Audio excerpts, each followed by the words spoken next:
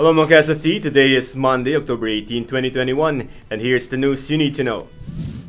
Sa unang araw ng pagsasailalim sa Metro Manila sa Alert Level 3, dinagsa ng maraming tao ang ilang pasyalan kasama na ang Dolomite Beach sa Maynila. Ang ilang pumasyal kasama ng lumabas ang kanilang mga anak, pinapayagan na kasi silang lumabas sa ilalim ng Alert Level 3. Bagamat may mga nagbabantay na tauhan ng Philippine Coast Guard, hindi pa rin maiwasang magsiksikan sa dami ng mga gustong pumasok sa Dolomite Beach. Samantala, umabot sa 1,509 ng mga kabataang may comorbidities edad 15 hanggang 17 ang nabakunahan na ng COVID-19 vaccine sa unang 3 araw ng pagsisimula nito. Bagamat wala pang official report, sabi ni DOH Undersecretary Maria Rosario Vergere, isa sa mga kabataang nagpabakuna ang naiulat sa kanila na nagka-allergy, isang tumaas ang presyon at 2 naman ang nagka-anxiety pero naagapan naman daw agad ang mga nasabing kaso. Ayon sa DOH, nasa 1.2 milyong mga kabataan edad 12 hanggang 17 ang may comorbidities na prioridad na mabigyan ng bakuna. Patuloy pa rin bumabagal ang bilis ng hawaan ng COVID-19 sa Metro Manila ayon po yan sa Octo Research Team. Sa datos ng Octo Research, bumaba sa 0.58 ang reproduction number sa NCR. Maaaring bunga raw ito ng mas maraming nababakunahan. Hindi na rin umaabot ng 10,000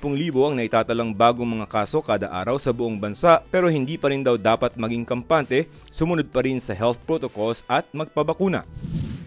I'm Joseph Morong. Stand with us, stand for truth.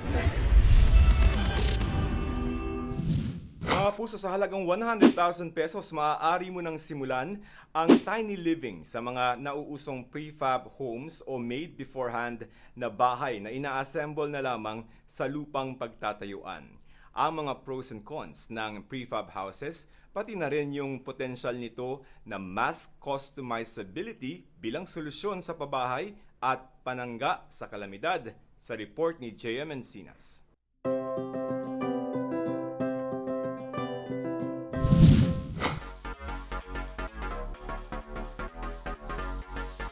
Sa halagang 100,000 pesos, you can have your own home space ng araw. Ready ka na bang tumira sa mga prefabricated modular at tiny houses na nauuso ngayon? Prefab is a short term for prefabricated. Ibig sabihin nito ay made beforehand. Ito yung mga structure na ginagawa on-site or factory, kung saan kapag ito ay dinala na sa iyong lugar, madali itong buuin o i-assemble. Sa bansang Sweden, 84% ng mga detached houses gawa sa prefab timber elements. Sinundan na rin ito ng bansang US, Australia at United Kingdom. Dito naman sa Asia, ang Japan kada taon umaabot sa 10,000 prefab houses ang napoproduce. Patuloy kasi nilang isinusulong ang mass customizability na nagbibigay ng halaga sa high quality and durability homes na panlaban sa mga natural disasters. Sinasabing nagsimula ang unang prefabricated building taong 1160 to 1170 ayon kay Pierre Bouet. Ang world's first prefabricated precast paneled apartment blocks ginawa sa Liverpool. Ito ay inimbento ni John Alexander Brodie na isang city engineer. 1911 naman, unang dinisenyo ni architect Frank Lloyd Wright ang prefabricated homes. Sa pagnanais na mapadali ang pagbuo ng bahay na mura at nakakatipid sa labor expenses. Pagdating ng 1991, nakilala ang prefab technology sa Pilipinas sa pangunguna ni Architect Edgardo Vasquez na nagmamay-ari ng isa sa mga nangungunang construction company kung modular housing ang pag-uusapan. Ang ganitong type ng housing development, isa sa mga tumatangkilik ang mga millennials. Si AJ, 25 years old, nakatira sa isang container prefab home.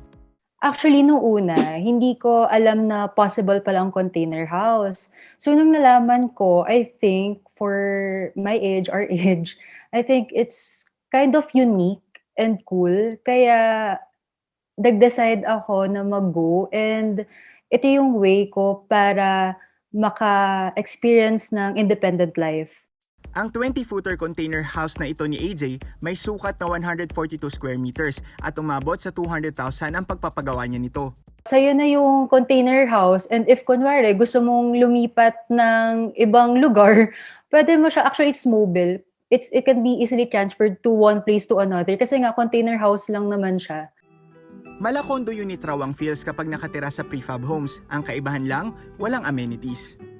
Pagpasok mo, you will first see the comfort room and then next to it yung bedroom na kagad. Pang-isahan lang talaga siya. Since dumadami ang nagtatanong regarding sa modular houses or prefabricated houses, I'd like to introduce to you The tank house, the smallest, complete, and livable tiny house na 5.5 square meters lamang. Sa Baguio City, trending naman ang 5.5 square meters na bahay na ito. Tiny house living ang dating, parang mga housing na uuso sa Amerika. Pero huwag ismuli ng cute na bahay na ito dahil fully functional at kompleto ang gamit ng 2-story tank house na ito. Ang bumuo nito, ang real estate owner na si Tonton Papatan. Diyan pumasok yung idea ng tank house, which is perfect for them to see that even the modular houses or the prefab houses na in-market namin ay livable. Just like this tank house, which is the smallest complete and livable house. Pero wait, ang tank house na ito binuo using the traditional way of construction, gamit ang cement, wood, and metal materials. I designed this tiny house na yung specs niya is enough para makita ng tao yung association ng size nito tsaka yung pag-ayos sa buong bahay na comfortable siya. So associated siya sa specs din ng mga modular houses. Matapos mag-trending ang tiny home na ito, dumami ang inquiry sa kanya ng prefab homes. Yung demand niya nagsunod-sunod. Ang daming tumatawag na serious buyers na nakita nila yung ginawa mo na bahay, yung functionality niya, kung paano ka makakagalaw sa loob. Parang ang laki naman, parang comfortable. So nung nakita nila na possible pala ito, tapos binigay namin yung dimension ng mga modular houses or yung mga prefab houses, sa mata nila parang naging mansion. Ang prefab homes sinasabing mas durable kumpara sa traditional homes dahil ang component module nito ay ginawa to set standard sa indoor settings, kung saan kada bahagi nito ay tightly controlled. Ang isang prefab home, kadalasan tumatagal ng 10 to 15 years. Pero syempre, depende pa rin ito kung paano mo ito i-maintain. Dahil kagaya ng traditional houses, subject pa rin ito sa iba't ibang environmental hazard na pwedeng makaapekto sa longevity ng mga materyales nito. Ito ang sinisigurado ng Easy Container Manila, isang prefab company supplier. And our mission was to help people from a discomfort kind of house. They can afford to live into a decent and comfortable house. But by 2025, well, we all dream like here in Manila, at least we have our presence of supplying, distributing homes to the challenged areas like in Tondo. 2 years pa lang ang kanilang prefab product sa market, pero hindi nila inaakalang marami ang tatangkilik nito.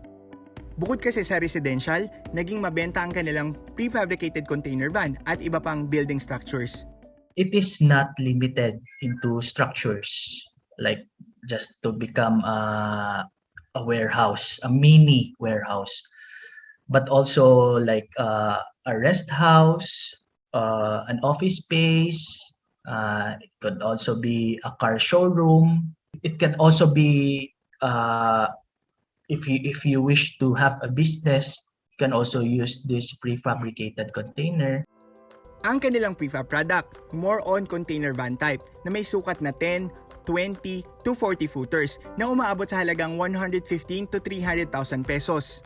It's like a one-stop shop. Everything is being serviced to you, from buying the product, going to the delivery, up to the installation. So you have nothing to think for the conventional. This is where our containers being installed. Like we prepare a concrete footing, we prepare a concrete block for our container to be installed on top of those foundation. But it would require technicalities like from an engineer and an architect perspective before we proceed. Para naman sa project manager na si Cloyd Trespeces ng Nestbox Philippines, isa ring construction company na gumagawa ng prefab homes, dapat hindi nako-compromise ang durability at stability ng prefabricated homes. Reinvent homes for Filipino families, and that is also by using the cutting-edge technology and the advanced engineering technology without compromising the cost. Matagal ng problema sa Pilipinas ang isyu ng pabahay, kaya naman parami ng parami ang bilang ng mga informal settlers. Sa Metro Manila, 21% o 544,609 of 2.6 million families ay bahagi ng informal settlers. 13% o nasa 75,000 pamilya ang nakatira sa mga unsafe at hazardous area kagaya ng mga estero. Kung mabibigyan ng pagkakataon, maaari kaya maging solusyon ang mga prefabricated homes na ito sa dumaraming kaso na walang tirahan sa bansa? If the government has a project where to relocate those informal settlers, this can be very helpful because the material cost itself is very affordable and it's durable. It can last longer. It's just that it's a matter of local government to find ways on how to utilize this kind of materials so that we can address the issue of housing problems for informal settlers, particularly in the urban areas. Nang magsimula ang pandemic, dahil sa kakulangan ng espasyo sa mga ospital, isa ang mga prefabricated containers sa naging alternatibong paraan para magbigay ng karagdagang quarantine facilities sa mga tinamaan ng COVID-19. A lot of sectors actually have asked us to help them set up this kind of facility, or like hospitals, for example. They asked to build a certain facility just for COVID patients or critical areas, for example. And since you can have the facility airtight, so you can just contain the spread. For example, you can limit the spread of the disease. So using this kind of facility is also very advantageous. Sa Hong Kong, mala dormitory pa ang itsura nito dahil sa pagtaas ng kaso noon ng COVID doon. Prefabricated ang kanilang naging quarantine facilities. Ano ba ang pros and cons ng mga prefabricated homes na ito? Una na rito ang affordability and low cost. Mura ito kumpara sa traditional houses. Sa halagang 100,000 pesos, pwede ka na magkaroon nito. Pangalawa, quick construction. Dahil kapag ito ay na-deliver na sa lugar na pagtatayuan, kaya itong buuin sa loob ng 4 to 10 hours o less than a day. So it saves times because, for example, the materials are being prefabricated off-site, meaning to say it is being made in factories or in the warehouse. Then it will be delivered to the site where you want to put up your home. Isa pa sa pros nito ang better sustainability. Ang mga prefab houses environment friendly dahil sakto na ang material at walang masasayang dahil nga naka-precast na ito. Energy efficient din ito dahil sa mga suggestive glass panel na nagbibigay ng natural lighting. Punta naman tayo sa cons ng prefab. Una dyan ang transportation and assembly. Halimbawa, ang prefab company na binilan mo nito ay nasa Manila, pero dadalhin mo ito sa probinsya. Ikaw ang sasagot sa delivery nito. Nakadepende rin ang presyo sa layo ng lugar. Mas malayo, mas mahal ang delivery charge. Halimbawa, kung ito ay galing ng Manila going to Laguna, ang estimated delivery fee nito ay aabot sa 20,000 pesos. We charge a delivery fee and installation fee. But that would depend on the distance of the project. Next, you have to buy the land. Ang pinakamahalagang factor na dapat mong i-consider ay ang lupa na paglalagyan o pagtatayuan nito dahil katulad ng traditional house, dapat pag-aari mo ito o di kaya'y meron kang permiso sa pagpapatayo nito sa isang lugar. You must have a land where you want to put it. Selecting a land is not that easy for us Filipinos since we have limited land ownership. Not just you're going to get the rental facility where you can just easily go in, but that is in a long term, it will be more expensive than building your own. Katulad ng nangyari kay AJ na pag-aari ng kanyang kumpanya ang pinagtayuan ng kanyang container house sa Antipolo. Property ng office ko before and pinayagan ako kasi parang it's one of my benefits. Kaya pinayagan ako tumira doon. So, yun nga lang. Dapat, if before ka magpatayo ng container house, you should have your own lot na. Ang panghuling cons ay less customization. Dahil ang prefab kadalasan, suggestive na rin ang disenyo. Ito ay naka-cosmetic customize o ready-made na ang design. Kaya kung maisipan mong baguhin ang ayos at disenyo nito, posibleng mas malaki ang maidagdag nito sa gastos. Take note, kung nais mo namang kumuha nito, hindi kagaya ng housing construction, ito ay hindi pa pinapayagan for housing loans. if there is a chance from the banks or even if this structure is permitted or accredited by Pag-ibig, I think this would work. Because right now, when you do bank financing for container, it's not possible. Even the Pag-ibig, they are still into like the conventional. Ang ating bansa laging nakakaranas ng iba't ibang kalamidad kagaya ng bagyo at lindol. Kakayanin din ba nito ang mga ganitong uri ng senaryo? Using prefab materials, actually, there's also advantages when it comes to those calamities. I'm not saying that it's not prone to damages because, of course, depending on the degree and the strength of the typhoon, for example, that comes. Well, good thing about this, for example, if there's an earthquake compared to a traditional concrete house, for example, if it's damaged, unlike the concrete house, for example, it may cause a lot of rubbles and it might cause damage or hazard to the people inside the house. But with this one, with prefabricated materials, is a little bit lighter compared to concrete. The Typhoon Rolly really hit the southern part of Luzon, where our products are also present.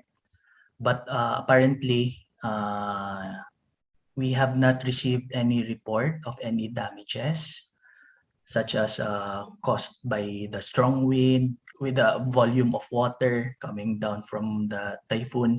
Abot kamay na ang pinapangarap na home space. Kagaya ng mga prefabricated homes na ito na naimbento para makapagbigay ng simple, mabilis, at murang tirahan.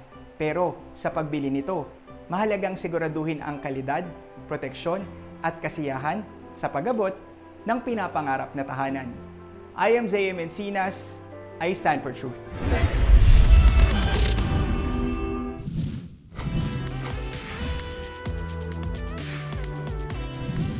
Nasa 95% ang mga aspirants sa national positions ang posibleng matanggal sa listahan dahil sa pagiging nuisance ayon po yan sa Commission on Elections o COMELEC. Sabi ni COMELEC spokesperson James Jimenez, patuloy nilang sinasala ang mga naghain ng Certificate of Candidacy para sa eleksyon 2022 at pwede pa rin ng substitution. For the record mga ka-stand for truth, hanggang kailan papayagan ng substitution ng mga nag-file ng COC at sino ang papayagang magkaroon ng mga substitute? Papayagan pa ang substitution hanggang November 15, 2021 kaya sa Desyembre pa raw may sasapinalang listahan ng mga official candidates gaya ng sa pagkapangulo, pangalawang pangulo, pagkasenador at mga tumatakbong party list. Sa pagka-presidente lang, 97. So, ang dami mo nang sasalain kagad dyan. Sa VP, 28. So, medyo talagang maraming trabaho. And then, kita mo naman, unang tingin mo pa lang alam mo nang makakatanggal ka ng mga 95% ng mga nag-file. So, talagang siguro matitira sa atin mga hindi siguro lalampas na 10. Nakasa din sa Omnibus Election Code na allowed ang substitution kapag namatay, na-disqualify at nag-withdraw ang nag-file ng COC. Pero nitong nakaraang linggo inihain sa House of Representatives ng House Bill 10380 na nagbabawal sa substitution ng mga kandidatong aatras o magwi-withdraw sa pagtakbo maliban na lamang kung ang nag-file ng COC ay namatay o na-disqualify. Sabi ng naghain ng panukala na si Representative Rufus Rodriguez, bagamat walang mali at may katwiran ng substitution ng kandidatong namatay o na-disqualify, ibang usapan daw kapag ang isa substitute ay nag-withdraw lamang sa inihaing posisyon. Maaaring mauwi raw kasi ito sa manipulation at mockery ng election process. Sa isa pang panukala na House Bill 10381 nakasaad naman na dapat ituring ng resign sa kanyang posisyon ang isang incumbent official sa oras na mag-file ito ng COC. Kung kayo ang tatanungin mga ka-stand for truth, pabor ba kayong ipagbawal ang substitution ng mga kandidatong nag-withdraw o umatras sa pagtakbo gaya ng nakasaad sa House Bill 10380? Narito naman ang sagot ng ilan nating mga ka-stand for truth.